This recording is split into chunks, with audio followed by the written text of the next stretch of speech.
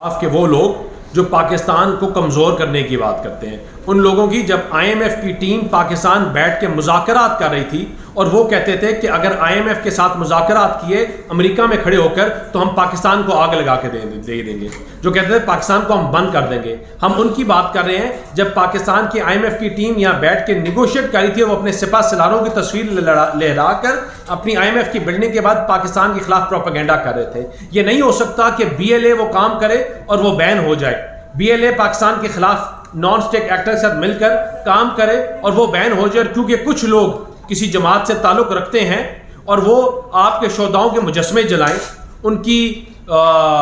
جو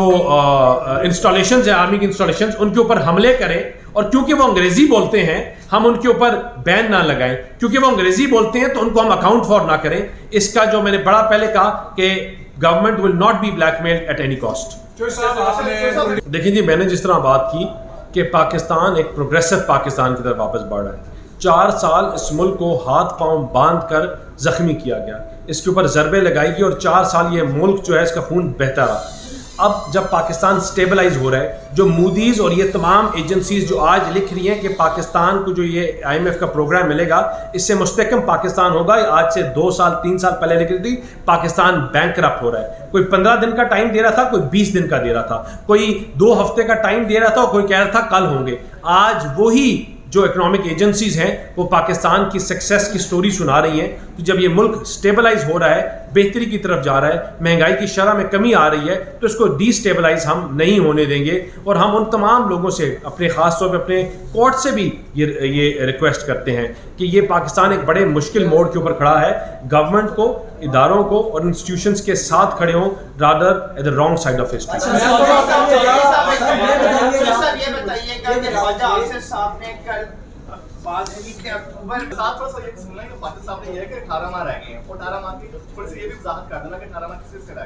دیکھیں، there is no tussle between any institution۔ ہم جو بات کرتے ہیں وہ ہم مستحکم پاکستان کی جب بات کرتے ہیں تو مستحکم پاکستان کے لیے ایک روڈ پلان ہوتا ہے، اور وہ روڈ پلان تبھی پورا ہو سکتا ہے کہ جب اس کی بڑے کینوس میں جو اس کی سٹیبلٹی ہے وہ شور کی جائے۔ کوئی ملک جو ہے اپنی انویسٹمنٹ اس ملک میں نہیں کرے گا جس کو پتا ہو کہ یہاں پولیٹیکل سٹیبلٹی نہیں ہے، یا ان کو پتا ہو کہ یہاں 4 مہینے 5 مہینے 18 مہینے بعد کوئی ایک جج اٹھ کے آئیں گے یا ایک بندہ اٹھ کے آئے گا اس حکومت کو خیر آباد کر دے گا۔ تو انہوں نے اس پیرائے میں بات کی، اور پاکستان جو ہے انشاءاللہ یہ گورنمنٹ اپنا ٹائم پورا کرے گی، گورنمنٹ اپنا رول پلے کرے گی۔ ہمیں یہ ملک تاریخیوں میں ملا، ہمیں ملک بحرانوں میں ملا، ہمیں ملک دہشت گردی میں گھرا ہوا ملا، ہم نے پاکستان کو ہمیشہ ان بحرانوں سے نکالا، ہم نے پاکستان کو مستحکم کیا۔ ہم سوشل میڈیا کی جماعت نہیں ہیں، ہم سوشل میڈیا میں گالی دینے کی جماعت نہیں ہے، ہم جلاؤ گھراؤ کرنے والی جماعت نہیں ہے، ہم ڈیلیورنس کے اوپر بات کرتے ہیں اور ڈیلیور کریں گے انشاءاللہ۔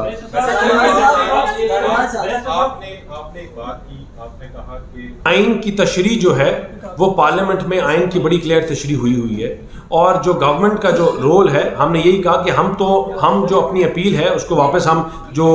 تمام اپنے جو پولیٹیکل پارٹیز ہیں ان کی مشاورت سے ہم آگے اپیل پہ جا رہے ہیں۔ ہم تشریح سے نہیں روک رہے، ہم صرف اس چیز کی بات کر رہے ہیں کہ یہاں کسی سے بلیک میل نہیں ہونا چاہیے، یہاں ان کے پریشر میں آ کے کوئی ایسے فیصلے چیزوں کو سامنے نہیں لانا چاہیے کہ جس سے ملک جو ہے وہ ڈی ریل ہو۔ اور انشاءاللہ جب ابھی دوبارہ جب اس کی اپیل ہوگی تو اس میں کافی چیزیں کھل کے سامنے آ جائیں گی، اس کے اوپر بہتری کی طرف بھی چیزیں جائیں گی انشاءاللہ۔ تھینک